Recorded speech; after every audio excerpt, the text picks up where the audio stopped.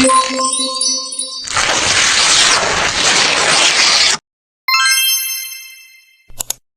kabar anak-anak ibu semuanya? Ya. Nah, hari ini kita akan belajar materi eksposisi. Tapi sebelum kita eksposisi, masuk ke materi eksposisi, ibu mau bertanya dulu.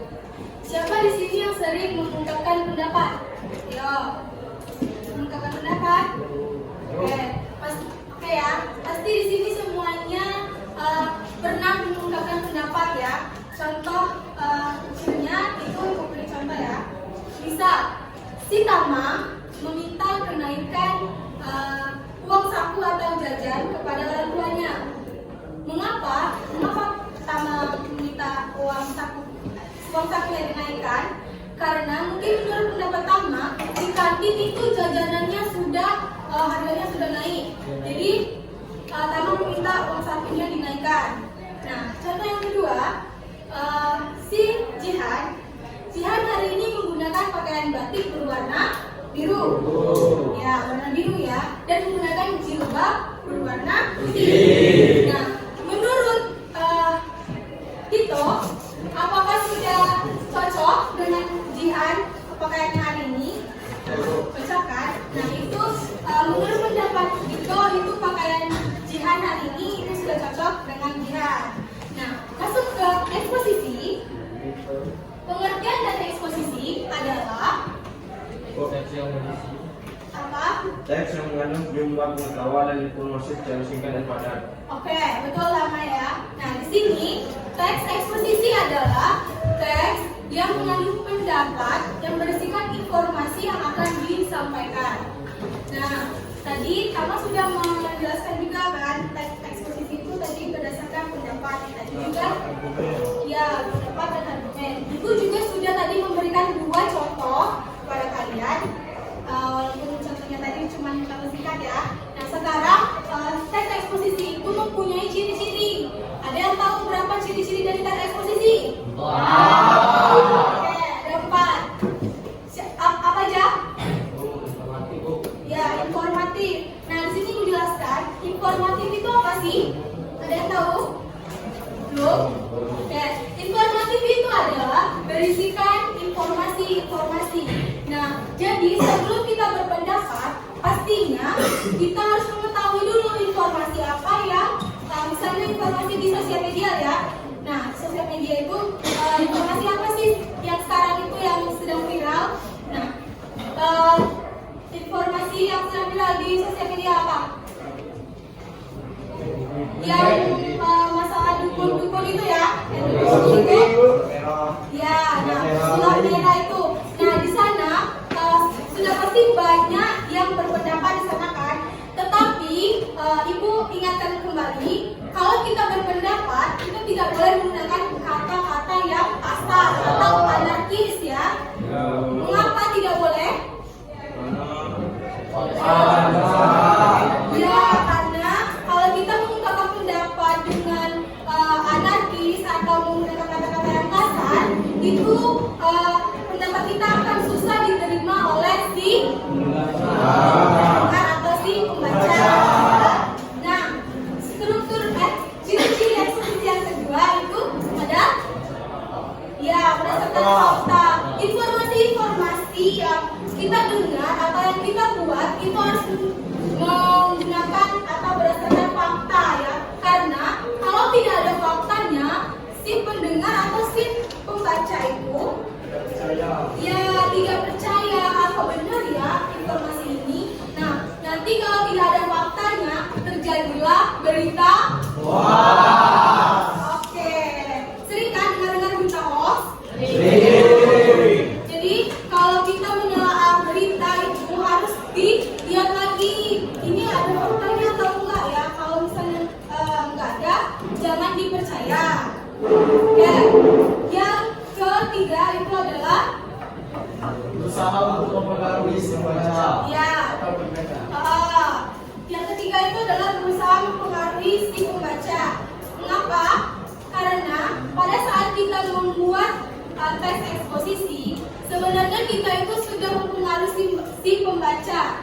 Mengapa? Karena supaya si pembaca atau si pendengar itu percaya akan adanya informasi yang berdasarkan fakta. Nah, yang terakhir dari strukturnya ada apa? Oke, menggunakan bahasa yang baku. Nah, apa di sini bahasa baku itu apa? Bahasa yang baik. Ya, bahasa baku itu adalah bahasa yang baik dan benar. Bahasa baku tidak boleh disalahkan. Nah, contoh dari bahasa baku ini pasti kalian sering tuh menuliskan kata-kata yang tidak baku di dalam chat WA atau berkomentar di Facebook, di Instagram, pasti sering kan? Oke. Nah, kalau di dalam bahasa Indonesia itu tidak boleh menggunakan kata yang disingkat. Oke? Selanjutnya kita masuk ke struktur eksposisi. Ada berapa struktur eksposisi? Ada 3. Yang pertama, apa itu tesis? Ya, tesis itu adalah apa? Ya, tesis itu adalah bagian awal dari tes eksposisi yang menjelaskan isu-isu. Ada isu ini yang kayak buku tadi kan, ada banyak isunya. Nah, di sana dinamakan tesis. Yang kedua ada argumen atau argumentasi. Nah, apa argumentasi itu? Ya, argumentasi atau argumen itu ketika kita menyampaikan pendapat, kita harus kembali lagi tadi harus berdasarkan fakta. Berdasarkan fakta, harus ada buktinya, harus ada keasliannya, oke? Oke? Sekarang yang ketiga itu ada penegasan ulang atau rekomendasi. Nah, penegasan ulang ini adalah kita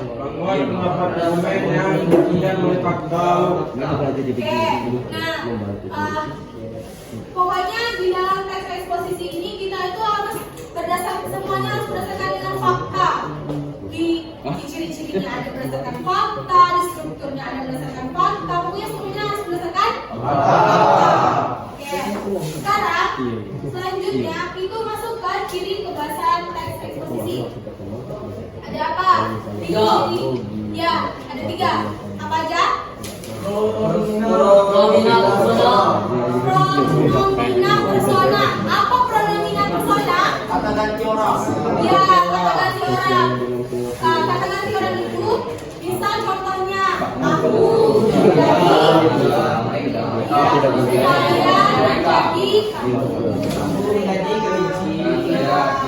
ya kayak gitu ya. Nah, yang kedua apa? Konjungsi. Apa itu konjungsi? Konjungsi itu kata itu adalah kata hubung ya, atau waktu sebab aktivitas.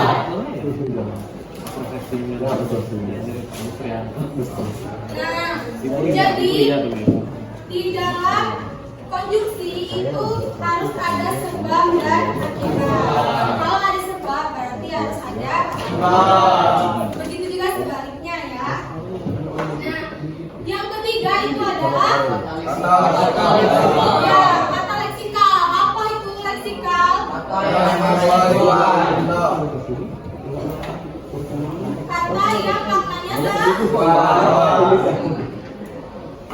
maknanya sesuai. Nah, yang terakhir ada fakta dan ada opini. Tadi sudah dijelaskan faktanya. Fakta itu apa tadi? Ya, fakta itu yang benar-benar terjadi. Jangan yang tidak terjadi kalian buat informasi. Jadinya tadi apa? Yang selanjutnya, nah di ciri kebahasaan ada fakta ada opini ya, boleh. Kalau ada opininya boleh. Apa opini Bu? Ya, opini ini tadi kembali lagi ke pengertian berisikan tentang pendapat. Oke, opini ini pendapat ya. Nah, dari materi yang sudah Ibu jelaskan tadi, apakah kalian ada yang ingin ditanyakan? Kalau tidak ada yang ingin ditanyakan, Ibu yang tanya sama kalian. Ya, ayo Mas.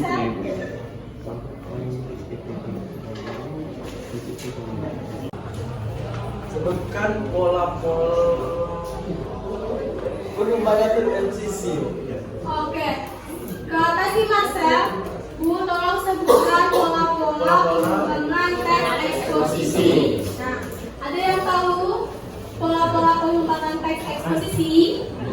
Belum tahu. Tahu ya? Oke, pola-pola pengembangan eksposisi ini ada 4, sama kayak ciri-ciri tadi. Nah, ada pola deduktif. Yang belum tahu dicatat ya, boleh nanti masuk sini.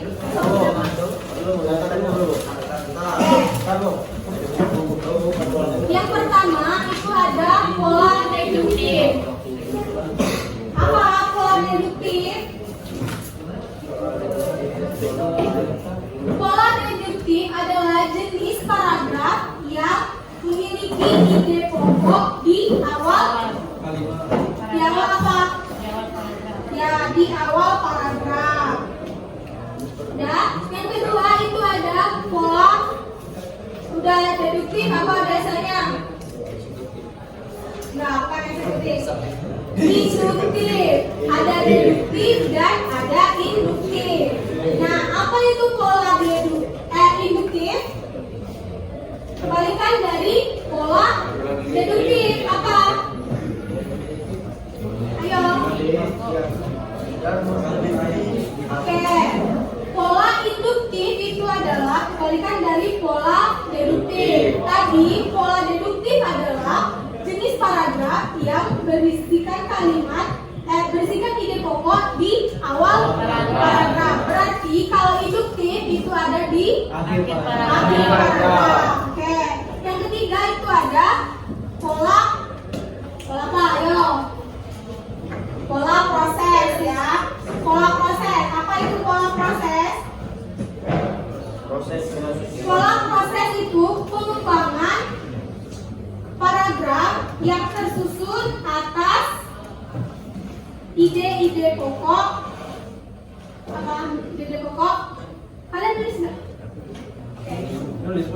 Ibu lagi ya, kecepatan ya. Pola paragraf adalah pengembangan pola proses adalah pengembangan paragraf yang tersusun atas beberapa kalimat secara utuh. Ya? Yang tersusun atas berbagai paragraf secara utuh. Oke. Udah, masa itu adalah penjelasan dari Ibu. Tadi pertanyaannya sudah Masa tanyakan tadi. Nah, sekarang Ibu mau, tadi kan kalian ada sama Ibu. Sekarang Ibu mau kalian menyimpulkan dari hasil materi yang sudah Ibu sampaikan tadi. Ada yang bisa? Bu, saya Bu. Oke, ya sebelumnya Asri. Dari kesimpulan dari eksposisi merupakan suatu jenis teks bahasa Indonesia dari berbagai jenis teks dalam bahasa Indonesia. Teks eksposisi merupakan teks yang berisi paparan mengenai informasi dan pengetahuan dan yang dijelaskan secara singkat padat. Tujuan teks eksposisi menjelaskan informasi tertentu agar dapat menambah pengetahuan di kalangan pembaca. Oke, nah berarti sekarang sudah paham semua kan tentang teks eksposisi? Nah, sekarang Ibu ulas lagi ya, apa tadi eksposisi? Ada yang bisa? Angkat tangan. Ayo, coba Danu. Teks eksposisi adalah teks yang mengandung pengetahuan dan informasi secara singkat dan padat dan jelas. Oke, kita makan pendapat tadi ya. Mengandung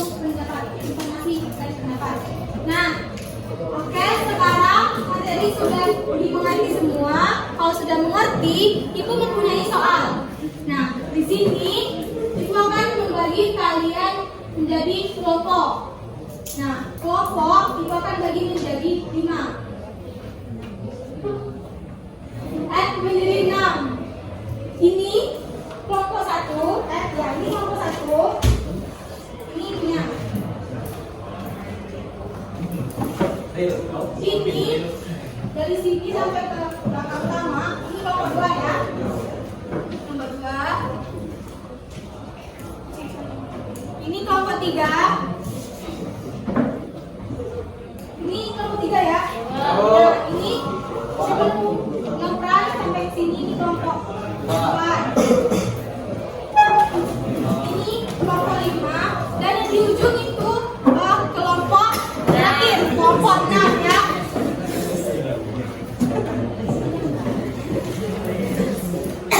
Oke, di sini Ibu sudah mempunyai kalimat atau teks apa ini?